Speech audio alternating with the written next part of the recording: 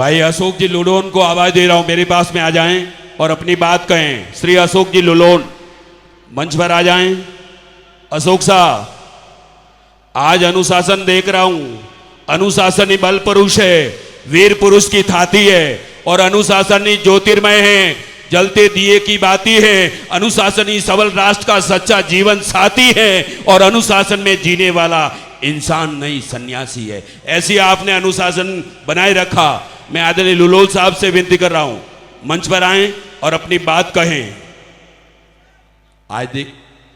आज इतिहास बन गया। क्या बात है। चलिए सर। जय भीम। समय बहुत कम है। आयोजन समिति के एक आह्वान पर आप सिरोही की इस धरती पर पधारे, इसलिए अन्य जिलों से पधारे हुए समस्त समाज बंधुओं का मैं आयोजन समिति की तरफ से हार्दिक स्वागत अभिनंदन करता हूं। मैं अपनी एक छोटी सी बात के साथ में दो सब्जेक्ट को कवर करना चाहता हूं। पहला विषय ये है कि शिक्षा के क्षेत्र में हमारे समाज को भी बहुत कुछ करने की आवश्यकता है। मैं इस मंच के माध्यम से इस महाकुंभ में एक बात कहना चाहता हूं कि मेघवाल समाज के लिए एक शैक्षणिक कोर्स बनना चाहिए सिरोही, जालोर और पाली के स्तर पर, जो शिक्षा के क्षेत्र में वंचित परिवारों के बच्चे जो आईएएस, आईपीएस और एमबीबीएस करना चाहते हैं, एक मोटी फीस नहीं भर सकते, उनके लिए एक बड़ा कोर्स तैयार होना चाहिए, जिसमें मैं केंद्रीय भूमिका निभाने के लिए तैयार और अपना हर संभव सहयोग देने के लिए तैयार हूं। इस तरह के भामाशाह इस कोर्स को पोषण देने के लिए आगे आएंगे। मैं उनके साथ सदैव कंधे से कंधा मिलाकर चलने के लिए तैयार हूं।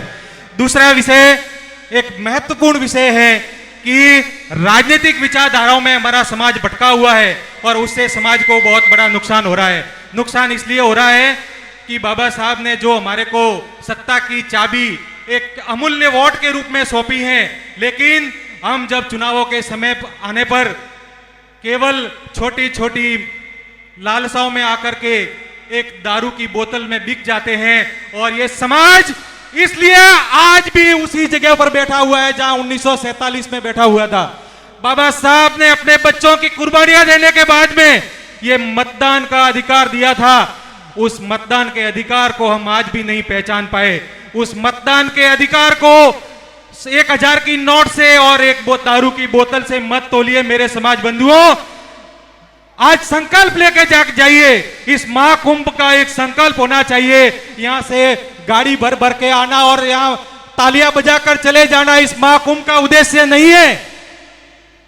इस समाज के इस महाकुंभ में जिन लोगों ने आहुति दी है, वो ये चाहते हैं कि मेरा समाज इस देश की विधानसभा में जाकर, इस देश की लोकसभा में जाकर के अपने समाज का जो सबसे पीछे बंदा बैठा हुआ है उसकी आवाज बने, उसको एक नई पहचान दे, उस देश में मजदूर से इस देश का मालिक बने। ऐसी पहचान दिलाने के लिए इस देश का जो भी, इस समाज का जो भी व्यक्ति राजनीति के क्षेत्र में समाज से उम्मीद लगाए बैठा है वोटों की, उनसे मैं गुजारिश करता हूं कि जब आपको मौका मिले, ये मेरा समाज तो अपने दिलो दिमाग और तन मन धन से आपके साथ है। आप चुनाव लड़िए, समाज आपको जिताएगा, लेकिन विधानसभा की उस मलमल भरी कुर्सी पर बैठने के बाद में मेरे इस समाज को, इस दलित व्यक्ति को आप भूल मत जाना। उसके हकों की, उसके अधिकारों की, उसके उत्पीड़न की आवाज जब आप विधानसभा में जाकर नहीं बनेंगे, तो आपका इस राजनीति के क्षेत्र में कैरियर बनाना, लंबे लंबे नारे लगाना, जय भीम बोलना, भारत माता के जयकारे लगाना, सब व्यर्थ है। क्योंकि समाज अब भी उसी स्थिति में है जहां 1947 में था। एक जय भीम, एक संकल्प और लेने की जरूरत है आपको आज। एक संकल्प की जरूरत है कि जब भी हम इस महासम्मेलन से घर पहुंचेंगे, तो यहां सबसे आपको अच्छी बात लगी है, वो लगी है कि हमें समाज के लिए लड़ मरना है, समाज के लिए जीना मरना है। और समाज के व्यक्ति को जब तक हम लोकसभा और विधानसभाओं में और सत्ता के गलियारों में नहीं भेजेंगे, तब तक केवल शिक्षा के क्षेत्र में विकास करने से ही समाज ऊंचा नहीं आने वाला है। इस बात को गांठ बांधने की जरूरत है।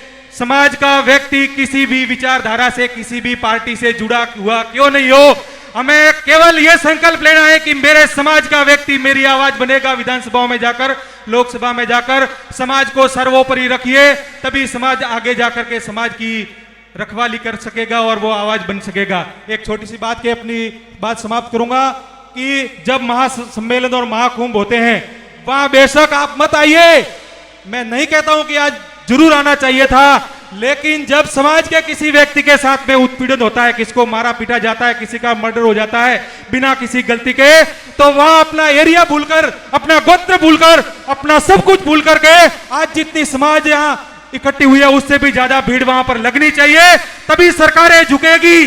क्योंकि सत्ता के जो इंजीनियर हमारे ऊपर एक्सपेरिमेंट कर रहे हैं कि आरक्षण खत्म कर दो, वो कर दो, ये हमारी शक्ति को, हमारी एकता को तोड़ने के उनके तरह तरह के टूल हैं, और उस टूल में के बहकावे में मत आओ।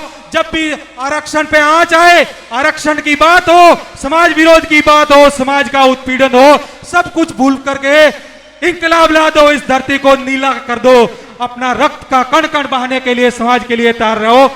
वक्ता बहुत है, अपनी इस जल्दबाजी में दी हुई स्पीच में अपनी बात को समाप्त करता हूं। एक बार बाबा साहब का जयकारा लगाइए। जय भीम।